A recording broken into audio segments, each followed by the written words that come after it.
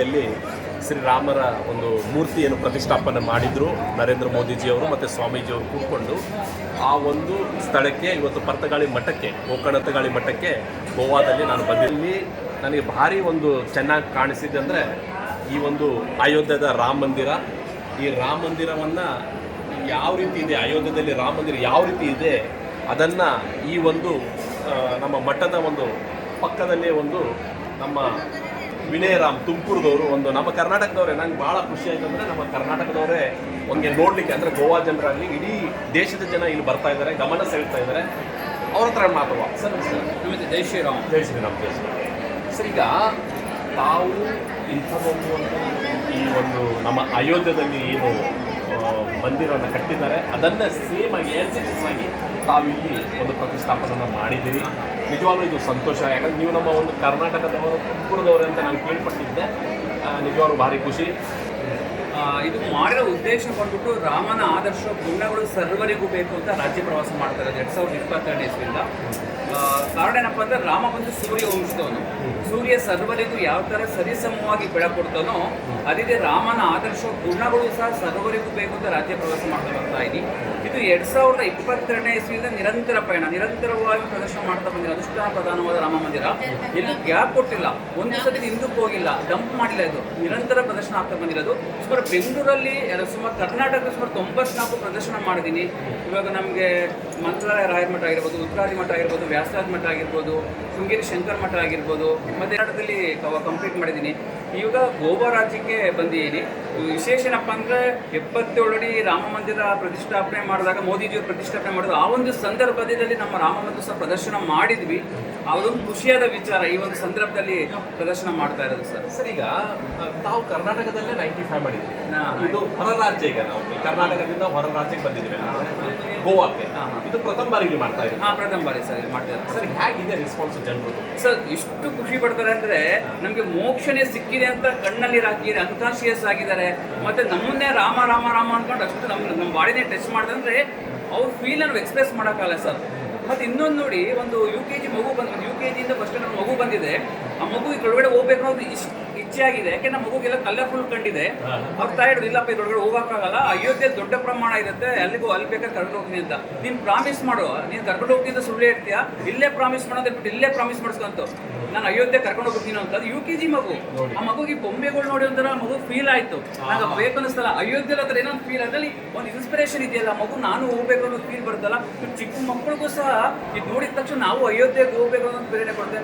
ಇವತ್ತು ಲಕ್ಷಾಂತರ ಜನಗಳು ಇದನ್ನು ಅಯೋಧ್ಯೆ ರಾಮನ ವೀಕ್ಷಣೆ ಮಾಡಿದ ರಾಜ್ಯಾದ್ಯಂತ. ಅದೊಂದು ಖುಷಿಯಾದ ವಿಚಾರ. ಮತ್ತು ಎಷ್ಟೋ ಜನಕ್ಕೆ ಹೋಗೋಕ್ಕಾಗಲೇ ಇರ್ಬೋದು, ಅಂಥವ್ರು ಸಹ ಇದನ್ನು ನೋಡೋದ್ರಿಂದ ಮನಸ್ಸಿಗೆ ಒಂದು ತೃಪ್ತಿ ಮನೋಭಾವ ಬರುತ್ತೆ. ನಿಜ ನಿಜ, ಅದು ನಿಜ. ಯಾಕಂದರೆ ಅಷ್ಟು ಬ್ಯೂಟಿಫುಲ್ ಆಗಿ ನೀವು ತಾವೊಂದು ನಿರ್ಮಾಣ ಮಾಡಿದ್ರು. ರಾಮ ಇದ್ದಾರೆ, ಸೇಮ್ ಅಯೋಧ್ಯೆ. ಇಲ್ಲಿ ನೋಡಿ ಇದ್ದಾರೆ.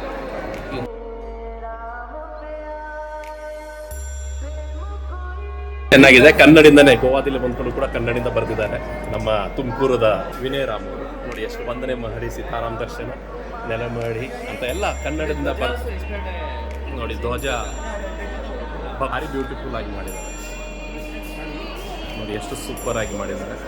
ಇಲ್ಲೂ ಕೂಡ ದೇವರಿದೆ, ರಾಮ ಸೀತಾ ಲಕ್ಷ್ಮಣ್ ಕೂಡ ಇಲ್ಲಿ ಚೆನ್ನಾಗಿ ಮಾಡಿದ್ದಾರೆ.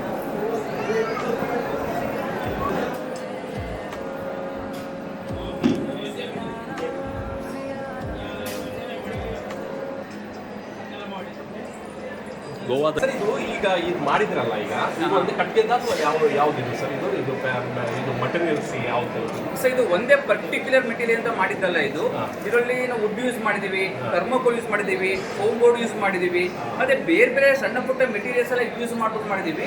ಅಂದ್ರೆ ನಾವು ಪರ್ಟಿಕ್ಯುಲರ್ ಒಂದೇ ಮೆಟೀರಿಯಲ್ಸ್ ಎಲ್ಲ ಯೂಸ್ ಮಾಡಿದಂತ ಇಲ್ಲ ಸರ್. ಇದು ಏನ್ ಮಾಡ್ತೀರಾ?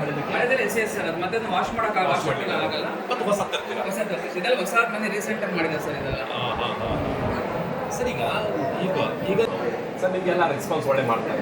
ಒಳ್ಳೆ ಎಷ್ಟು ಖುಷಿಯಾಗಿದೆ ನೋಡು. ಮೊನ್ನೆ ಔಟ್ ಆಫ್ ದ ಬಾಕ್ಸ್ ಅಂತ ಅವರೇ ಹೇಳಬೇಕು. ಅಂದರೆ ಸುಮಾರು ಜನ ಬರ್ತಾರಲ್ಲ, ಅಂದರೆ ನೋಡಿದೀವಿ, ಬಟ್ ಅವ್ರಿಗೆ ಅದೇನು ಫೀಲ್ ಆಗ ಗೊತ್ತಿಲ್ಲ ಅಂದರೆ ಇದು ಏನೋ ತಂದು ಮಾಡಿದ್ದಲ್ಲ. ಇದು ಇವತ್ತು ಗುರುವಿನ ದೃಷ್ಟಿ ಯಾರ ಮೇಲೆ ಬಿದ್ದರೆ ಜನ್ಮ ಪಾವನ ಅಂತ ಹೇಳ್ತೀವಿ. ಇವತ್ತು ಗುರುಗಳಿನ ದೃಷ್ಟಿ ಇದ್ರ ಮೇಲೆ ಬಿದ್ದಿದೆ ಅಂದರೆ ಒಬ್ಬರು ಕೂಡ ಅಲ್ಲ, ಸುಮಾರು 70 ರಿಂದ 75 ಜನ ಗುರುವಿನ ದೃಷ್ಟಿ ಈ ರಾಮ ಮಂದಿರದ ಮೇಲೆ ಬಿದ್ದಿದೆ.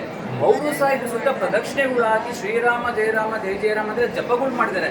ಅವರು ಅನುಷ್ಠಾನ ಮಾಡಿ ಜಪ ಅವ್ರು ಮತ್ತೆ ಅನುಷ್ಠಾನದಲ್ಲಿ ಇರ್ತಾರೆ. ಪ್ರತಿದಿನ ಅವರು ಅನುಷ್ಠಾನ ಪೂಜೆ ಜಪದಲ್ಲಿ ಇರ್ತಾರೆ. ಅವ್ರು ಬಂದಿದ್ದನ್ನು ಪ್ರದಕ್ಷಿಣೆ ಹಾಕಿದಾಗ ಒಂದು ಮಂಡಲ ಅಂತ ಆಗಿರುತ್ತೆ. ಅಂದ್ರೆ ಇದಕ್ಕೂ ಸಹ ಒಂದು ವಿಶೇಷದ ಒಂದು ಶಕ್ತಿ ಇದೆ ನೋಡಿ. ಅದು ಒಳಗಡೆ ರಾಮನ್ ನೋಡಿದ ತಕ್ಷಣ ಖುಷಿ ಆಗುತ್ತೆ, 100% ಸಹ ಫೀಲ್ ಆಗುತ್ತೆ. ಫೀಲ್ ಆಯ್ತು ಅಷ್ಟೇ. ನೋಡಿ ಇದರ ವಿಶೇಷ ನೋಡಿ, ನಾನು ಸ್ಟಾರ್ಟ್ ಮಾಡಿದ್ದು 2022ನೇ ಇಸ್ವಿಯಲ್ಲಿ, ಅಯೋಧ್ಯೆ ರಾಮನ ಇನಾಗ್ರೇಷನ್ ಆಗಿದೆ 2024ನೇ ಇಸ್ವಿಯಲ್ಲಿ. ನೋಡಿ 2022ರಲ್ಲಿ 22ರಲ್ಲಿ ನಾನು ಇದು ಪ್ರದರ್ಶನ ಸ್ಟಾರ್ಟ್ ಮಾಡುವಾಗ ಇಷ್ಟೋ ಜನ ಕನ್ಫ್ಯೂಷನ್ ಇದೆ ನನ್ನ ಮೈಂಡಲ್ಲೂ. ಇದು ಸರಿನೋ ತಪ್ಪೋ ಸರಿನೋ ತಪ್ಪೋ ಸರಿನೋ ತಪ್ಪೋ ಅಂತ. ನಾವು ಮೋದಿಜಿ ಅವ್ರದ್ದು ಮತ್ತೆ ಯೋಗಿ ಆದಿತ್ಯನಾಥ್ ಜಿ ಅವ್ರದ್ದು ಸ್ಟೇಜ್ ಬ್ಯಾಕ್ಗ್ರೌಂಡ್ ನೋಡಿ ಇದನ್ನು ನಾನು ಸ್ಟಾರ್ಟ್ ಮಾಡಿದ್ದು. 24 ಪ್ರದರ್ಶನ ಆಗತ್ತಂತ ಡೌಟಲ್ಲೇ ಇದೆ. 25 ಆದ್ಮೇಲೆ ನಮಗೆ ಪೇಜ ವರ್ಷಗಳಲ್ಲಿ ಎಲ್ಲ ನೋಡಿದ್ರು, ಎಲ್ಲ ಸ್ವಾಮಿಗಳು ನೋಡಿದ್ದಾರೆ, ಎಲ್ಲ ಸ್ವಾಮಿಗಳು ನೋಡಿದ್ದಾರೆ, ಎಲ್ಲರೂ ನೋಡಿದ್ದಾರೆ. ಕರ್ನಾಟಕದಲ್ಲಿ ಸ್ವಾಮಿ ಹಿಡಿದು ಎಲ್ಲ ಸ್ವಾಮಿಗಳು ಎಲ್ಲ ಅಯೋಧ್ಯೆಗೆ ಹೋಗ್ಬಂದ್ರು ಸಹ ನೋಡ್ಕೊಂಡ್ ಬಂದಿದ್ದಾರೆ. ಈಗಲೂ ಸಹ ನೈಟ್ ಇವಾಗ ಅಯೋಧ್ಯೆಗೆ ಹೋಗ್ಬಿಟ್ಟು ಬೆಳಗ್ಗೆ ಬರ್ಲಿ ನೋಡಿದ ತಕ್ಷಣ ಅವ್ರಿಗೂ ಸಹ ಸರ್ಪ್ರೈಸ್ ಇರುತ್ತೆ. ಕೆತ್ತನೆ ಒಂದು ಮಾಡಿಲ್ಲ ನಾವು, ಕೆತ್ತನೆ ಮಾಡಿಲ್ಲ, ಅದನ್ನ ನಾವೆಂದ ಗೋಲ್ಡನ್ ಕಲರ್ ಅಲ್ಲಿ ಡೆಕೋರೇಟ್ ಮಾಡಿದ್ವಿ, ಸೇಮ್ ಮಾಡಿದ್ವಿ. ಮತ್ತೆ ಸೇಮ್ ಸಿಮಿಲರ್ ಇದೆ, ಟ್ವಿನ್ಸ್ ಅಂತೀವಲ್ಲ, ಏನೋ ಒಂದು ಫೀಲ್ ಅಯೋಧ್ಯೆ ನೋಡಿದ್ರೆ ಒಂದು ಫೀಲ್ ಕೊಡುತ್ತೆ. ನಾನು ಇದೊಂದು ಒಳ್ಳೆ ಖುಷಿ ಕೊಡ್ತು ಸರ್ ನನಗೆ. ನಾನು